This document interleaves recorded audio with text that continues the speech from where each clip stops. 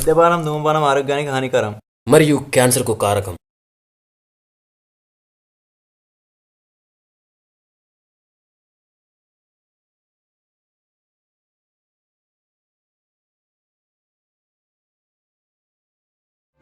అందరినీ ప్రేమగా పిలిచే నీ పిలుపు, అందరూ కావాలనుకునే నీ మనస్సు, ఎంత కష్టం వచ్చినా పెదాలపైన నీ చిరునవ్వు ఎప్పటికీ మర్చిపోలేదు. Rahul, we miss you. ఈ షార్ట్ ఫిలిం చూస్తున్న అందరికీ మా నుంచి చిన్న విన్నపం. బైక్ డ్రైవ్ చేస్తున్నప్పుడు ఒక్కసారి ఇంట్లో ఉన్న అమ్మ నాన్న గురించి ఆలోచించి బైక్ నడపండి. ఎందుకంటే మీకేమైనా జరిగితే వాళ్ళు తట్టుకోలేరు.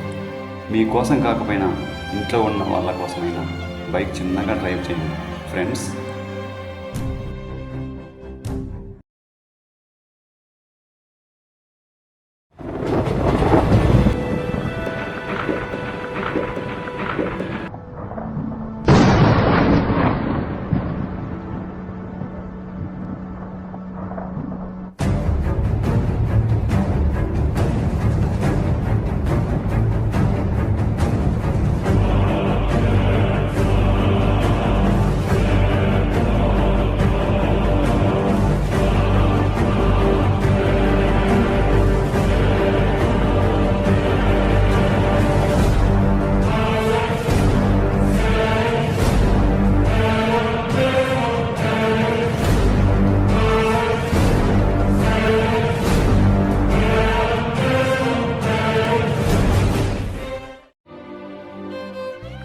వాన జల్లులు కురవకపోయే, వేసిన పంట కాకపోయే, మన జీవితం మీద కరుణ లేకపోయే, మన బ్రతుకు పయనం ఆగిపోయే. మనకి ఊహ తెలిసినప్పటి నుంచి వ్యవసాయమే చేస్తున్నాం. ఏ రోజు మంచి పంట రాలేదు, తీసుకున్న అప్పు తీరలేదు. ఆ దేవుడికి మనపై జాలే లేదు.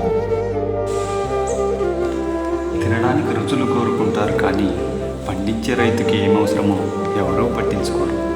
అడిగిన వెంటనే డబ్బులు ఇవ్వకపోగా, ఇచ్చిన గడువు తీరకనే ప్రాణాలు పోయేలా వేటాడుతారు.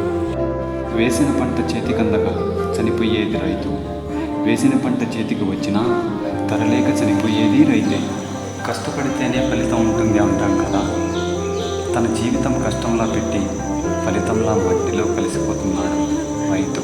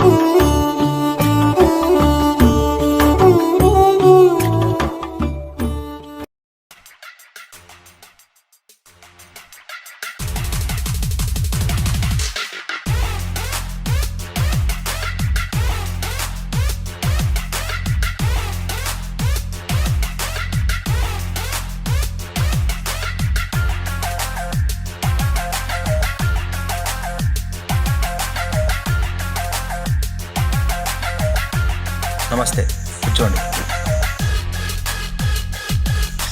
ఏం రంగన్న ఇలా వచ్చావు?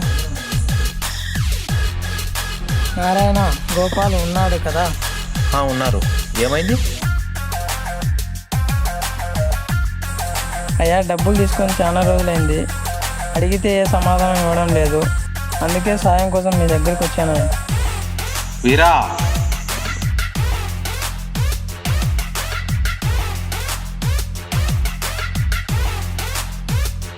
నారాయణ గోపాల్కి కపురంపు. అరే గోపాలు, భూమారెడ్డి మనల్ని ఎందుకు రమ్మన్నారా? ఏమోరా నాకు తెలీదు. అక్కడ చూడు.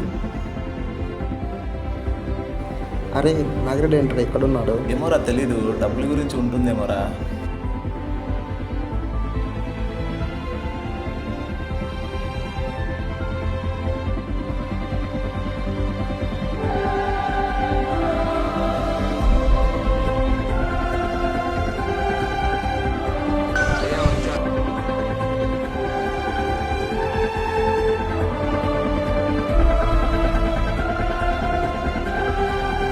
దండాలయ్యా.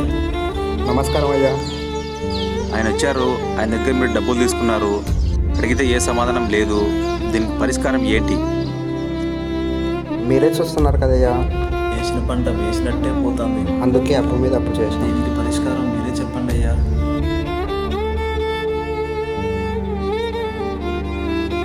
ఓ పెద్ద మనిషిగా మీ దగ్గరికి వచ్చాను. నా అవసరాలు నాకు చాలా ఉన్నాయి.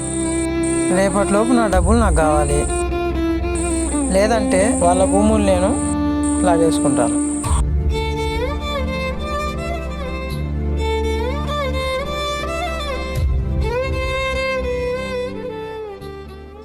ఈసారి పంట వేయండి, ఆ పంటకు తోడుగా నేనుంటాను. మీ పంటకు సరుకులు నేను ఇస్తాను. ఆ వచ్చిన డబ్బులతో ఆయన అప్పు తీర్చండి. ఎలాగోలాగా ఆయనకు నేను సర్ది చెప్తాను. ఈ ఒక్కసారి నా మాటకు విలువిచ్చి వీళ్ళని వీళ్ళ భూముల్ని వదిలేయండి. అలాగే అయ్యా. సరే, మీరు వెళ్ళండి.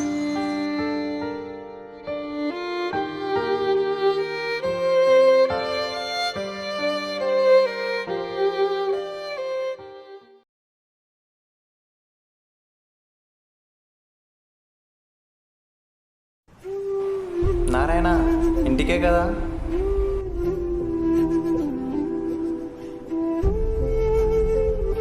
ఈసారైనా పంట వస్తుందంటావా?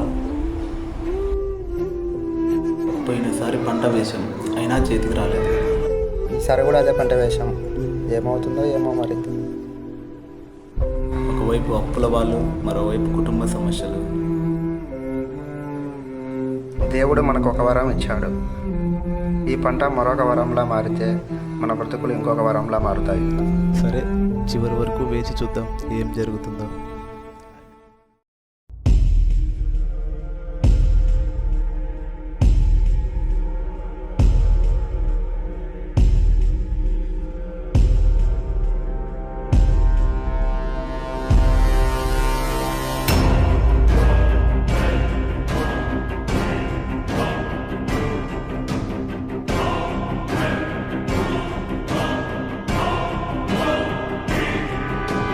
నారాయణ, ఇలా వచ్చావు?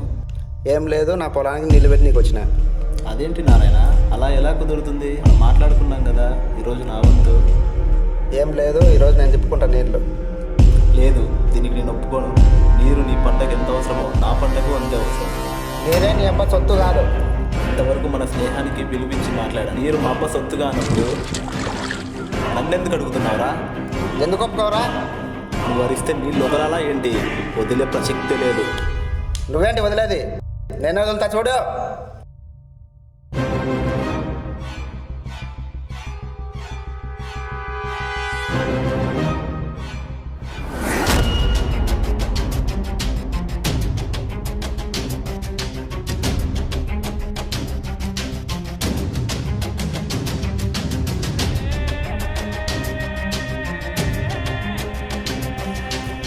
రే నారాయణ, నారాయణ,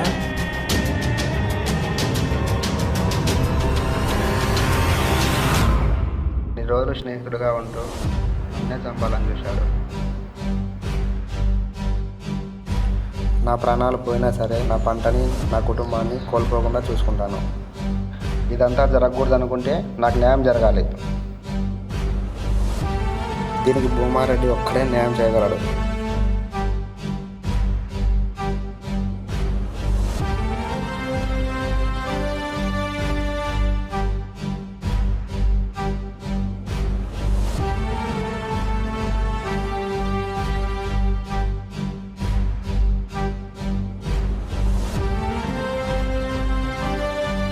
దండాలయ్యా. ఏందిరా ఏం కావాలి? డబ్బులైనా కావాలా? కాదయ్యా, న్యాయం కావాలని వచ్చిన. అసలు ఏం జరిగింది చెప్పురా.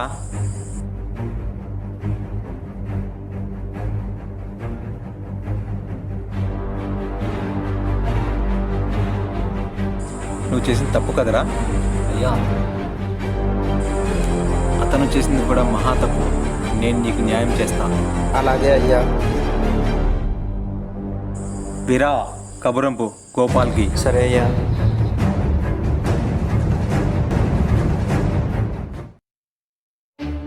విషయం నాకు తెలిసింది. నారాయణ పొలానికి నీళ్ళు వదులు. అన్నా అది నా వంతు. వంతైతే నీళ్ళు వదులు. ఇంకోసారి అలా జరిగిందనుకో, నా నుంచి ఏ సాయం మీకు ఉండదు. మీ చావు మీరు చావండి. వెళ్ళిపో.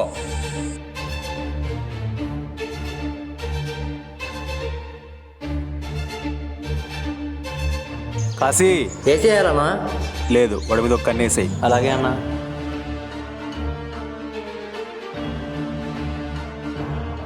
ఈ భూమారెడ్డిని ఎదిరించి ఎలా నిలబడాలా, ఏం చేయాలో అర్థం కావట్లేదు. భూమారెడ్డిని ఎదిరించగలిగే ధైర్యం మన ఊరిలో ఒక్కరికి మాత్రమే ఉంది. నేను అతని దగ్గరికి వెళ్ళి నా సహాయం కోరుతాను.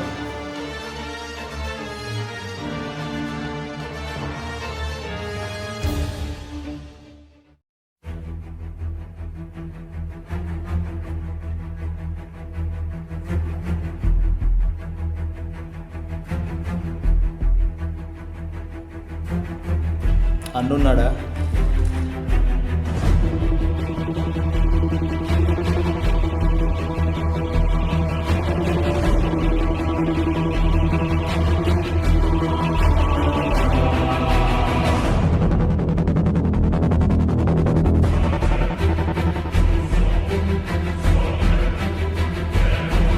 భవానీకే ఎదురెళ్తావరా నువ్వు? ఎవట్రా భవానీ అంటే?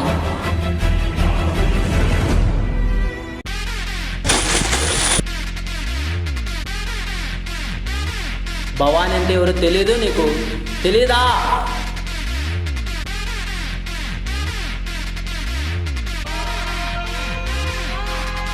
అన్నా, నా పేరు గోపాల్ అన్న. అన్నని కలవడానికి వచ్చాను. విషయం ఏంటో నాకు చెప్పు. అన్న భూమారెడ్డికి ఎదురు నిలబడాలి, అందుకే అన్న సహాయం కోసం వచ్చాను. ఏంటి? మళ్ళీ మళ్ళీ చెప్పు. అదే అన్న సహాయం కోసం వచ్చాను. అది కాదు, ముందేదో చెప్పావు. భూమారెడ్డికి ఓ, భూమారెడ్డి.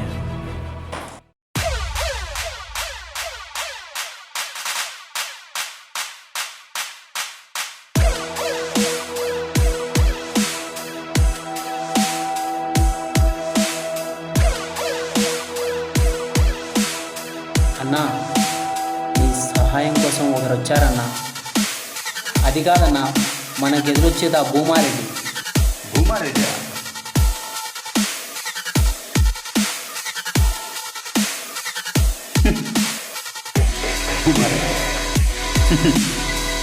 వాడి టైం దగ్గర పడింది. నువ్వు వెళ్ళి డీల్ ఓకే చేయి. అలాగే అన్నా.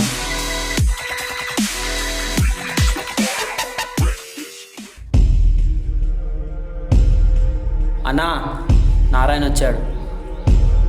గోపాల్ కట్టు తప్పుకో, అయ్యా. లేకపోతే ఈ భవన్ ఏంటో చూస్తావు నువ్వు. సరేనయ్యా.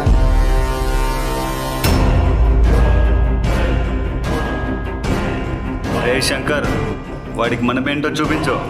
సరే అన్నా.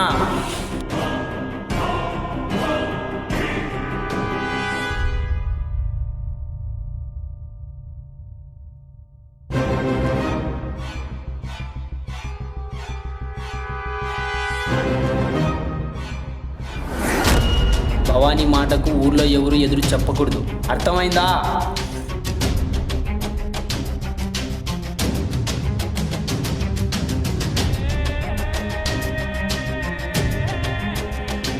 అన్నా, భవానీ, ఆ భవానీ. ఏంటి భవానీ? కాశీ, వీరాకి కబురంపు. మన వాళ్ళతో వెళ్ళి వారికి తగిన బుద్ధి చెప్పు. అలాగేనా?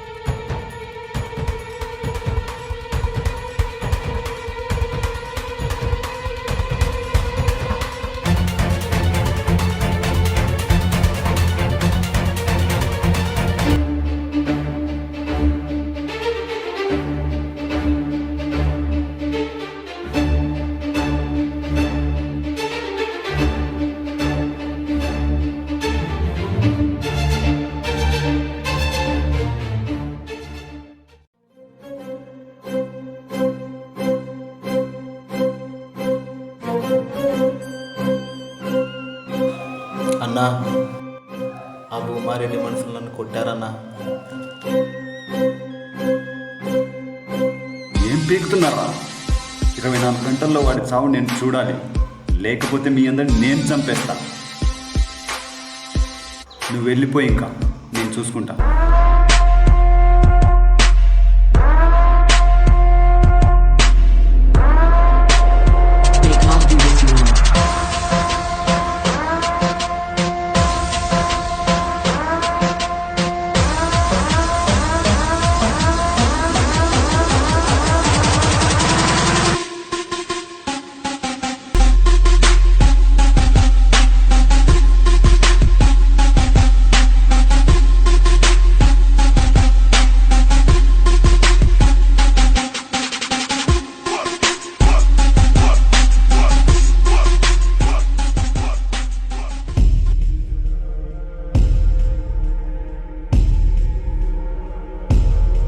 శంకర్ ఎక్కడా? అన్నా వస్తుంటాడన్నా. అన్నా వచ్చాడు. మ్యాటర్ ఏమైంది? అన్నా వాడు ఇక్కడే ఎక్కడో ఉన్నాడని తెలిసిందన్నా.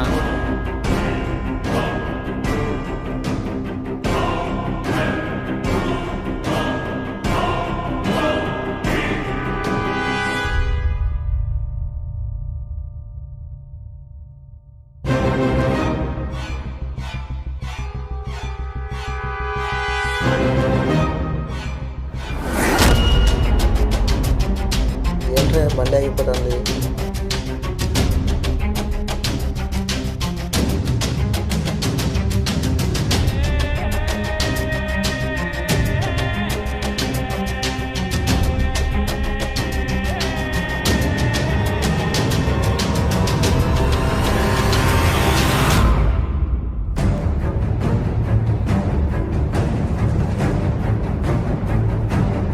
చంపేంద్రమని.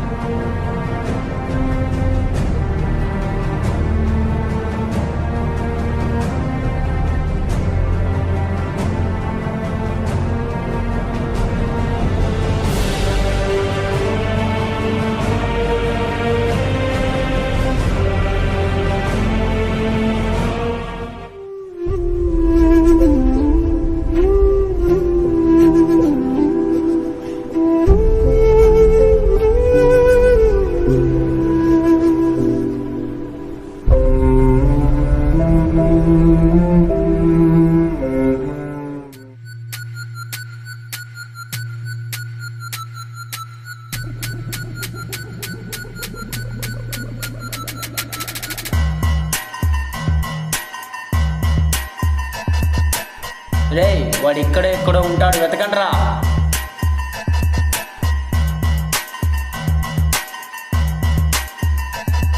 కనిపించట్లేదన్నా.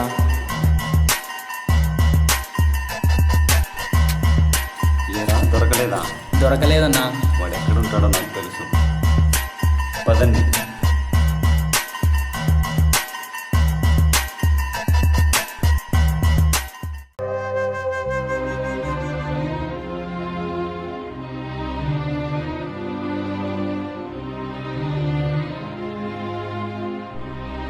అమ్మా!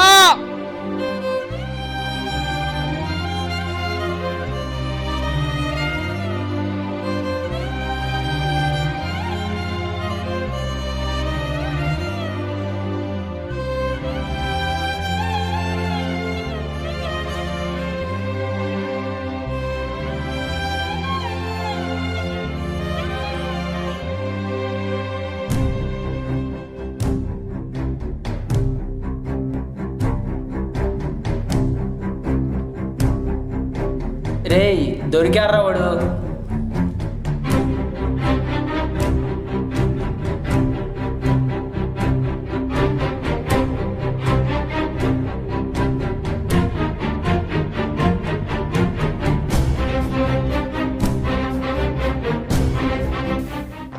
భవానీ అంటే ఏంటో తెలుసు, భవానీ భయం ఎలా ఉంటుందో కూడా తెలుసు. అలాంటిది నువ్వు మమ్మల్ని ముప్పు తిప్పలు పెడతావా?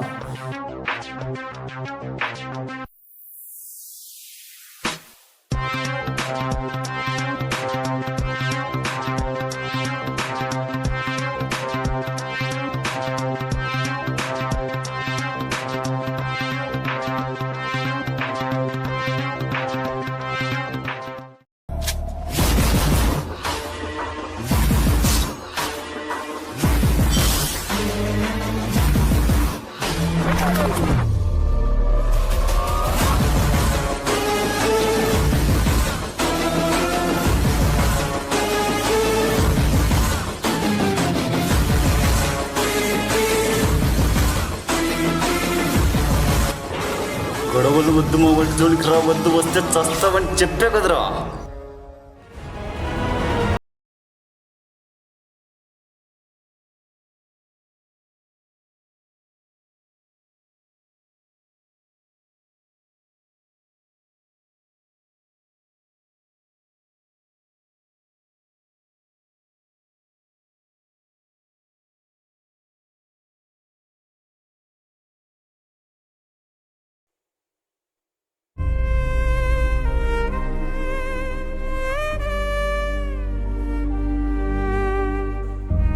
అన్నా నారాయణ చనిపోయాడు.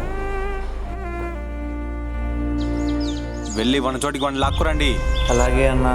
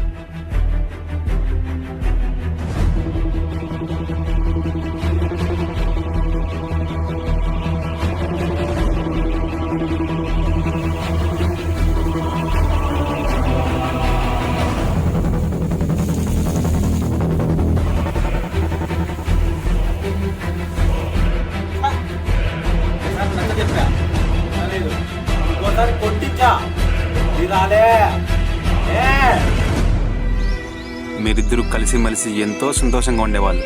ఎందుకురా ఇలా చేశావు? మీపై ఉన్న భారాన్ని నాపై వేసుకొని మీ పొలాలకు సాయం నేను చేశా. ఇద్దరూ గొడవ పడితే సర్దుబాటు చేశా. అయినా నువ్వు భవాన్ దగ్గరికి పోవాల్సిన అవసరం వచ్చిందిరా. వాడు నాపై కోపంతో నేనేం చేయలేక మీ ఫ్రెండ్ని చంపేశారా.